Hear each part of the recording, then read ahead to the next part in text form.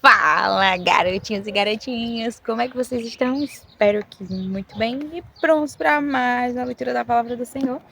Hoje estaremos lendo no capítulo 16 do livro de Êxodo, capítulo 19 do livro de Lucas, capítulo 34 do livro de Jó e 4 do livro de 2 Coríntios. Isso aí, já vai abrindo a Bíblia aí em Êxodo capítulo 16, se preparando e vamos conversar com o Senhor. Pai eterno, Deus gracioso, muito obrigada por mais esse dia. Obrigada, Senhor, pela oportunidade de estar na tua presença, de conversar contigo, ó Deus. Como é maravilhoso estar na presença de quem é todo-poderoso. É uma honra, Pai. É uma honra poder falar contigo, é uma honra saber que o Senhor nos ouve. É uma honra o Senhor ter tempo para nós, e inclusive ser tão gracioso e misericordioso em nos dar conhecimento, em nos permitir e dar oportunidades para que a gente te conheça. Obrigada, Pai. Obrigada porque é o Senhor que nos move em te conhecer, o Senhor que gera em nós o desejo de te buscar. Obrigada por isso, por não desistir de nós, por ser o nosso socorro bem presente, ser a nossa força, a nossa fortaleza, por ser o nosso Senhor, por ser o nosso Pai. Obrigada por ser o nosso provedor, por ser aquele que cuida de nós, por ser o nosso médico, por ser o nosso advogado. Te louvamos, porque o Senhor é um reto juiz.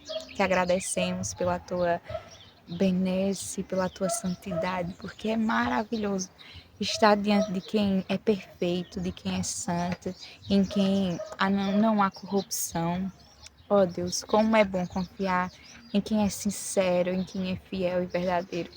E tu és, Senhor, este Deus precioso, esse ser esplêndido e perfeito. Louvado seja o Senhor. Tu és digno, ó Deus, de toda exaltação e te pedimos perdão por não te adorar como devido e muitas vezes quanto à nossa atitude, quanto às palavras que falamos, quanto aos modos como nos comportamos. Ó Deus, nos ajuda a te engrandecer e te glorificar em todos os nossos feitos, ó Deus. Se aperfeiçoe em nós, Pai, e nos permite refletir o teu caráter.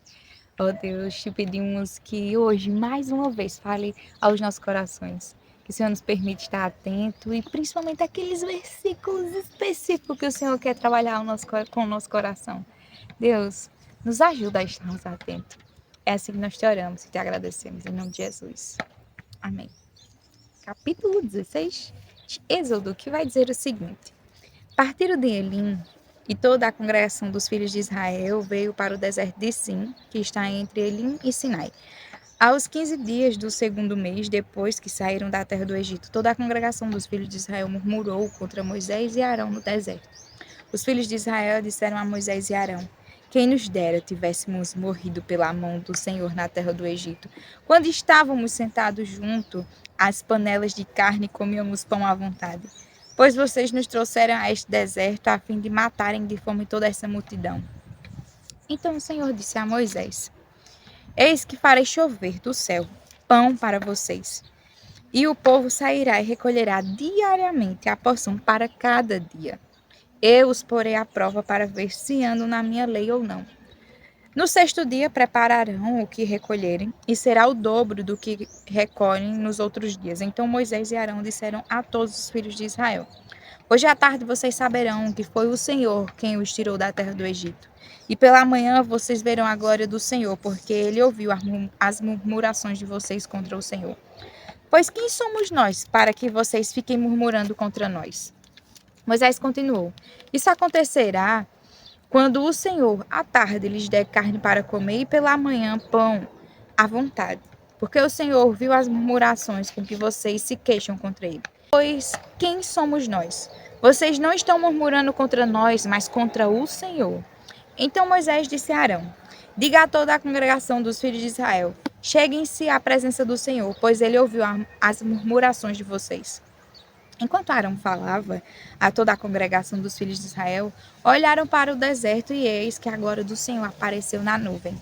E o Senhor disse a Moisés: Tenho ouvido as murmurações dos filhos de Israel.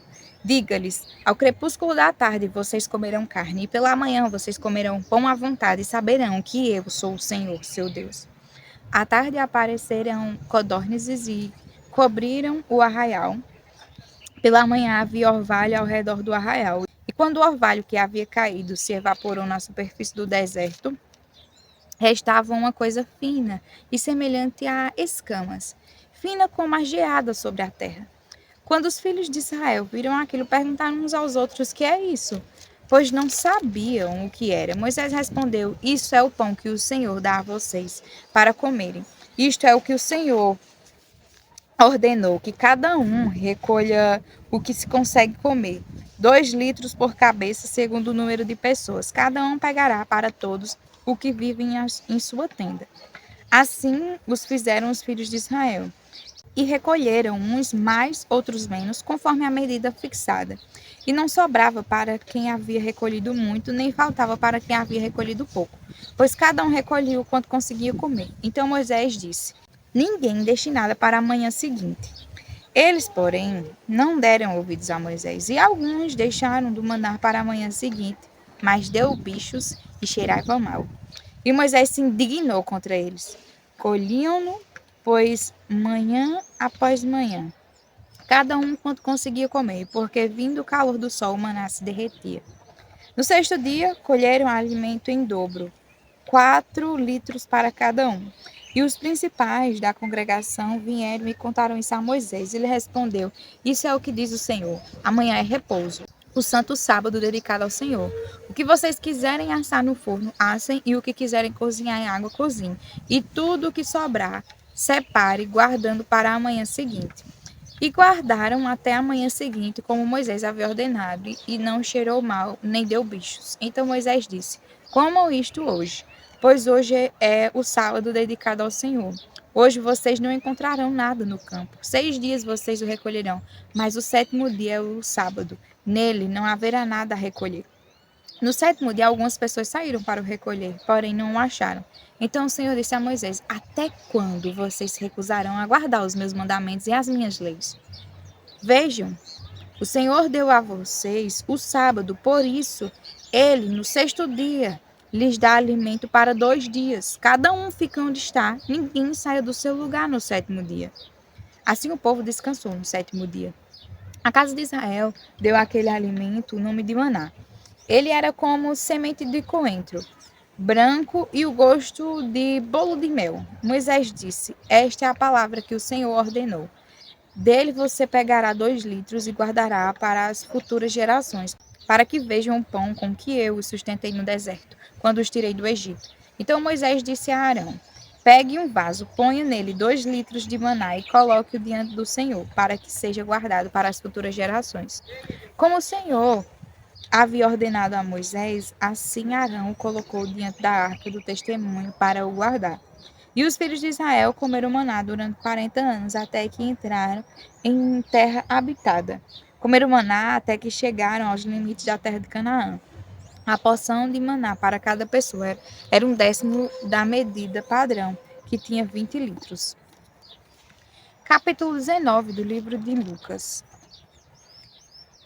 Entrando em Jericó, Jesus atravessava a cidade. Eis que um homem rico, chamado Zaqueu, chefe dos publicanos, procurava ver quem era Jesus, mas não podia por causa da multidão, por ser ele de pequena estatura. Então, correndo adiante, subiu um sicômoro a fim de ver Jesus, porque ele havia de passar por ali.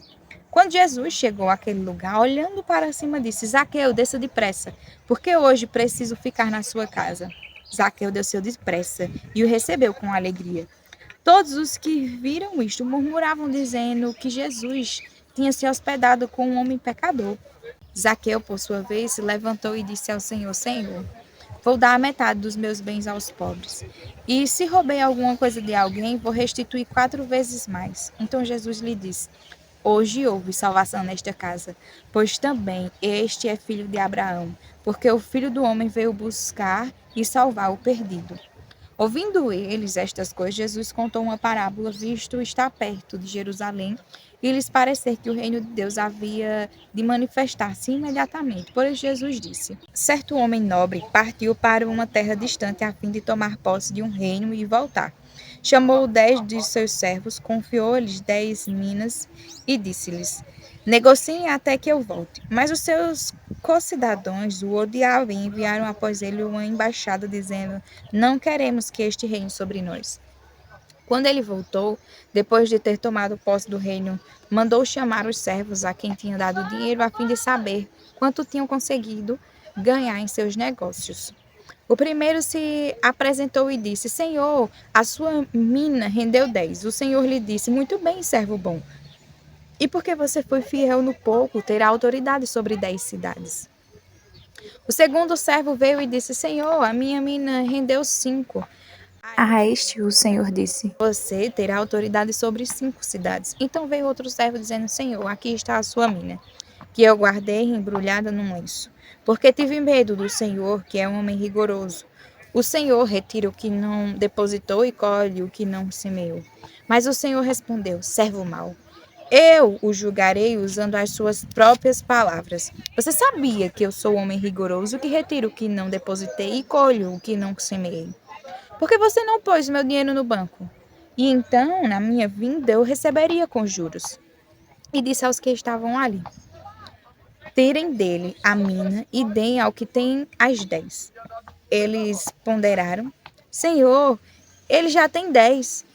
Ao que o Senhor respondeu: pois eu declaro a vocês que a todo o que tem será dado ainda mais, mas ao que não tem, até o que tem lhe será tirado. Mas quanto a esses meus inimigos, que não quiseram que eu reinasse sobre eles, tragam-nos aqui e os matem na minha presença. E depois de dizer isto, Jesus prosseguiu a sua viagem para Jerusalém. E aconteceu que, ao aproximar-se de Betfage e de Betânia, junto ao Monte das Oliveiras, Jesus enviou 2 dos seus discípulos, dizendo-lhes: vão até a aldeia que fica ali adiante, e ao entrar encontrarão preso um jumentinho, o qual ainda ninguém matou. Desprendam o qual ainda ninguém montou.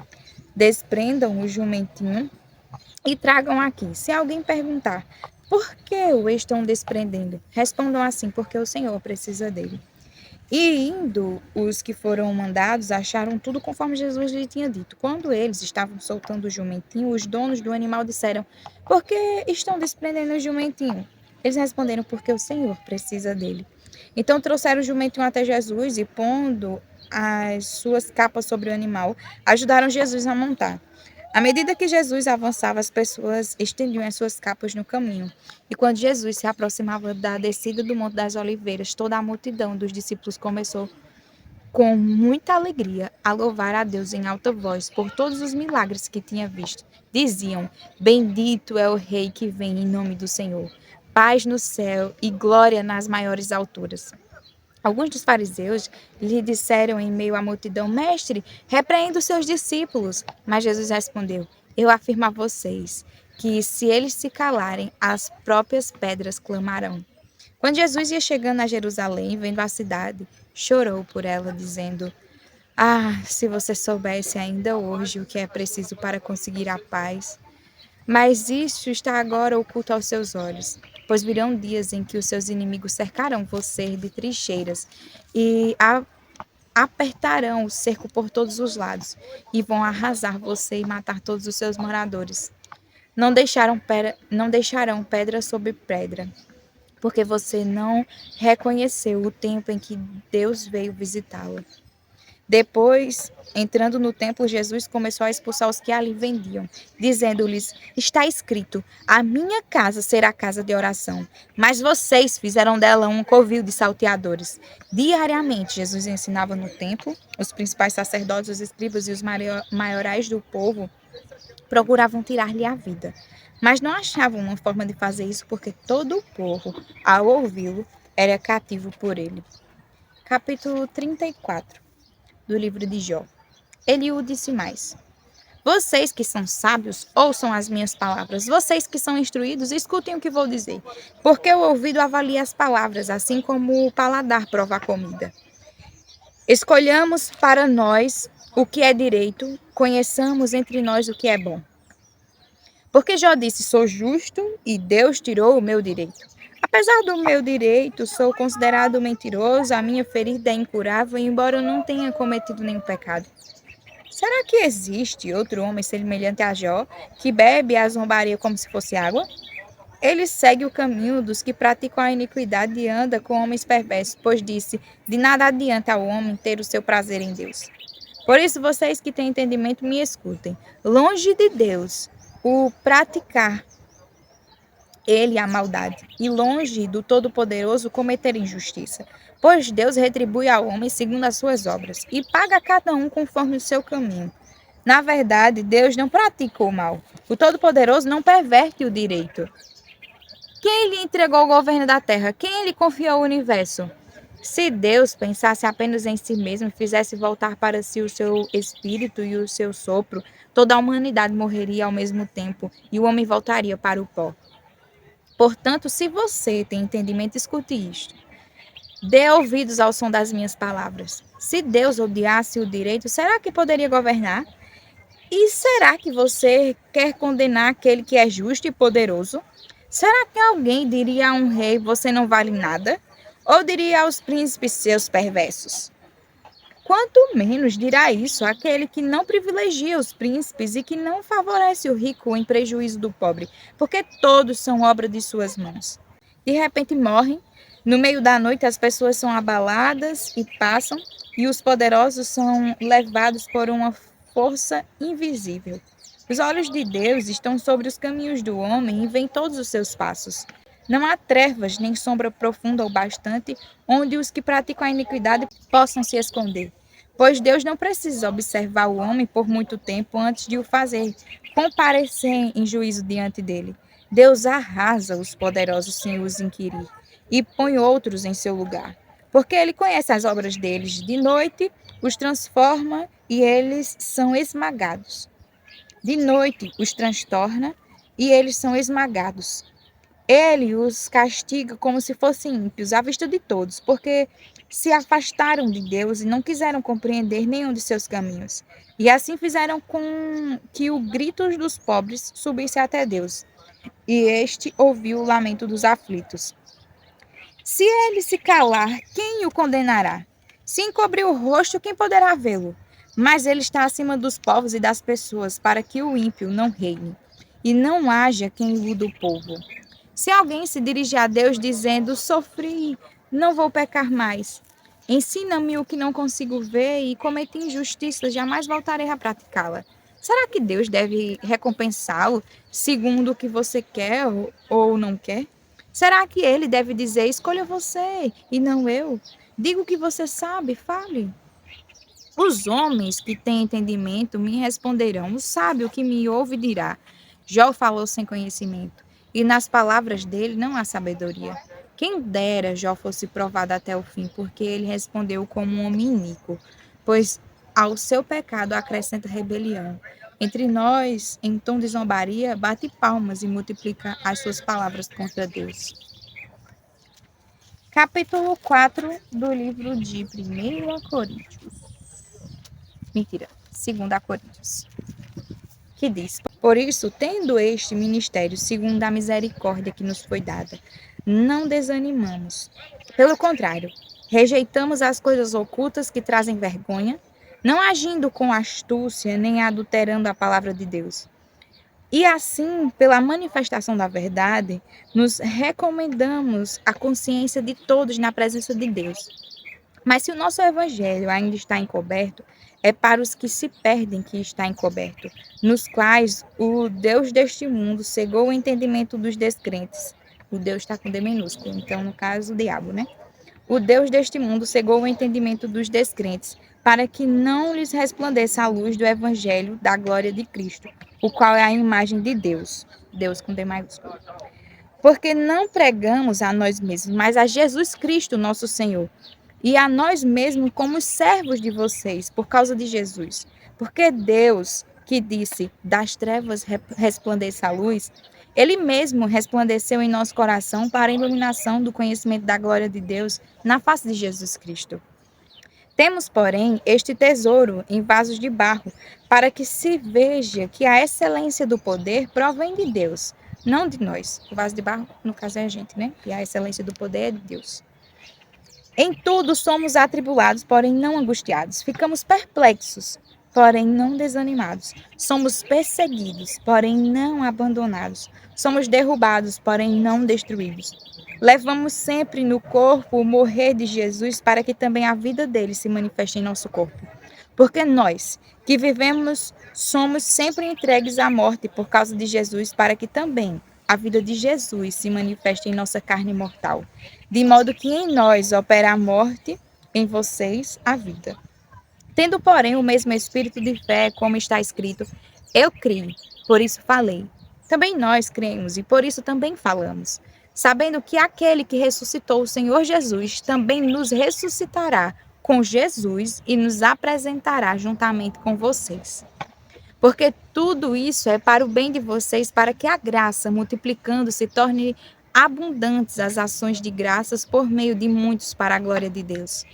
Por isso, não desanimemos. Pelo contrário, mesmo que o nosso ser exterior se desgaste, o nosso ser interior se renova dia a dia, porque a nossa leve e momentânea tribulação produz para nós um eterno peso de glória, acima de toda comparação, na medida em que não olhamos para as coisas que se veem, mas para as que não se veem, porque as coisas que se veem são temporárias, mas as que não se veem são eternas.